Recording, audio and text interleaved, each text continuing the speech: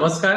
मी doctor Swapnil Shankar Kochalkar, consultant neurosurgeon, Mauli neuro care, Rukmininagar, Amravati येथे कार्यरत आहे. तर आज आपण इपिलेप्सी या विषयावर चर्चा करणार आहोत. तर ज्या लोकांना इपिलेप्सी असते, तर इपिलेप्सीचे औषधं घेतल्यानंतरच काही साईड इफेक्ट असतात का, आणि असे झाल्यास काय करावे, हा प्रश्न बऱ्याचशा पेशंट लोकांना भेडसावतो.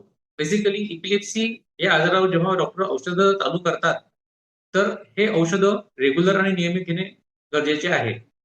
आणि जर पेशंटला कुठलेही साईड इफेक्ट जर जाणवले, जसे की खूप झोप येणे, चक्कर येणे, उलटी आल्यासारखं होणे किंवा तोल जात आहे असं जाणवणे, किंवा स्वभावामधले काही बदल जाणवले, जसे की चिडचिड होणे किंवा खूप शांत राहणे, असं काहीही जाणवल्यास तुम्ही त्वरित तुमच्या डॉक्टरांना जाऊन भेटायचे.